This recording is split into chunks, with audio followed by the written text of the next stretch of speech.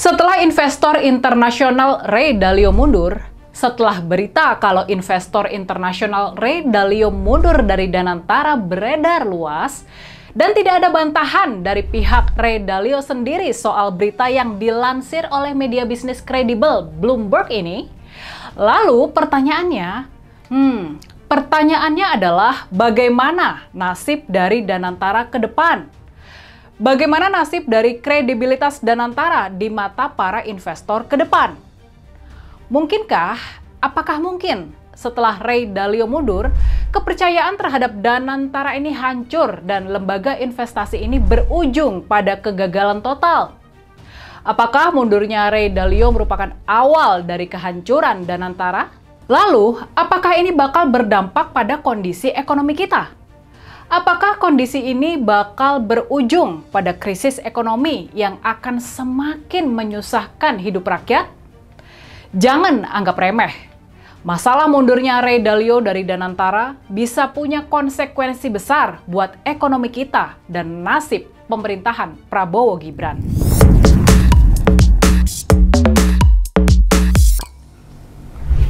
Ray Dalio adalah sebuah nama penting. Dia sebuah nama yang teramat penting buat Danantara.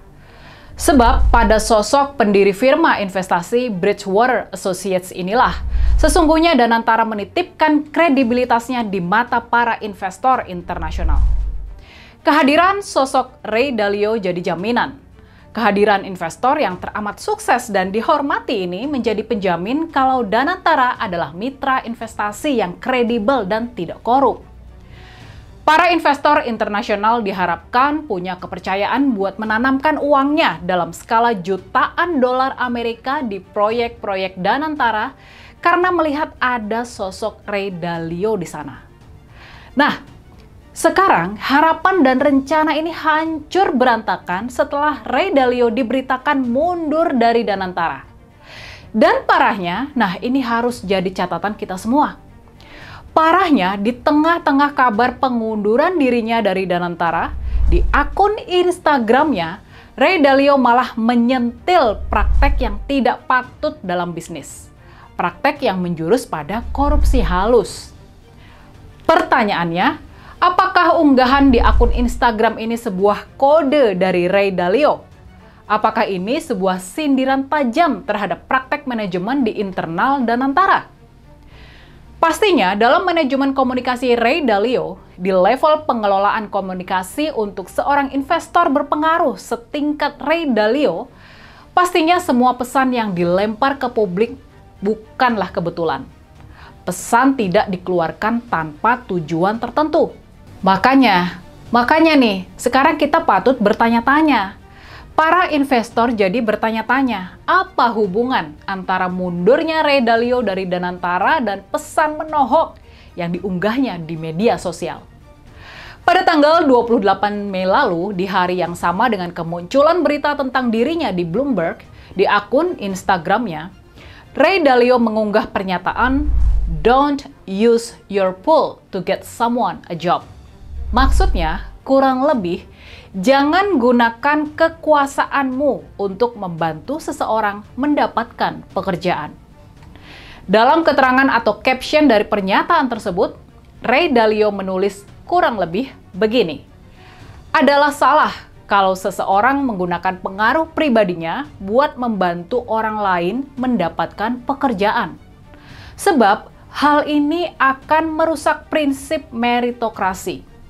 Tindakan semacam ini nggak baik buat si pencari kerja karena memunculkan kesan kalau posisi yang didapatnya nggak diperoleh atas dasar kemampuan. Tindakan ini juga nggak baik buat pihak yang memberi pekerjaan, sebab ini menurunkan otoritas dan integritas dari proses seleksi. Selain itu, tindakan seperti ini juga nggak baik buat orang yang melakukannya. Sebab ini menunjukkan kalau dia tunduk mengorbankan prinsip merit demi kepentingan pribadi atau relasi. Ini adalah bentuk korupsi yang halus tetapi berbahaya dan tidak boleh ditoleransi. Nah, apakah pesan di Instagram ini bicara soal Danantara?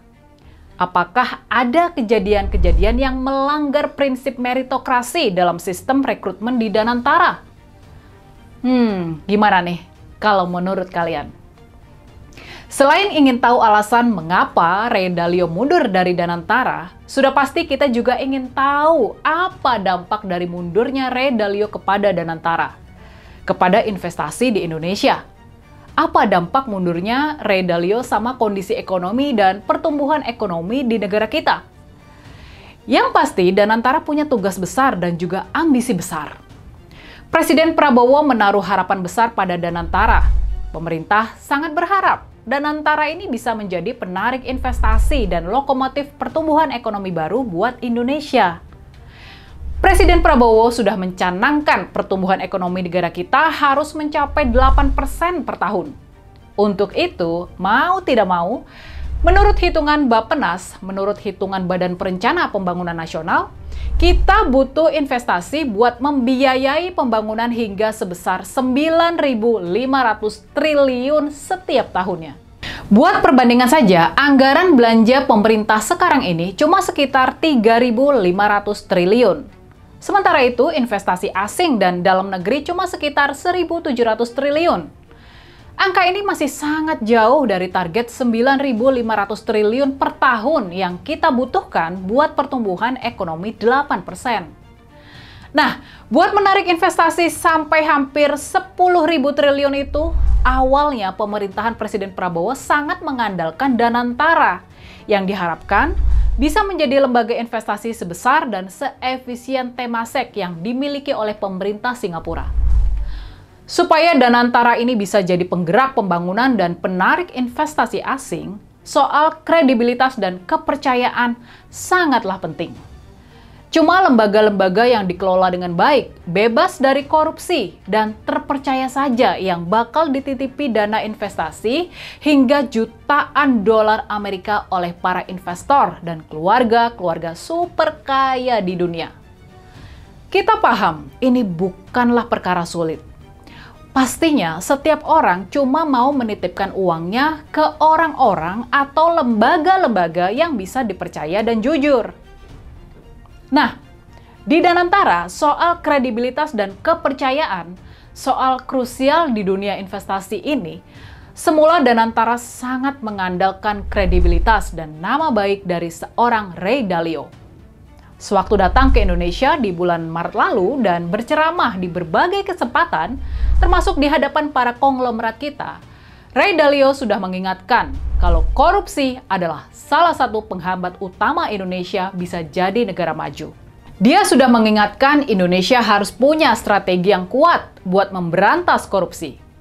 Hanya kalau pemerintah sanggup memberantas korupsi, para investor akan teryakinkan bahwa berinvestasi di Indonesia aman dan gak bakalan dikorupsi oleh oknum-oknum di sini.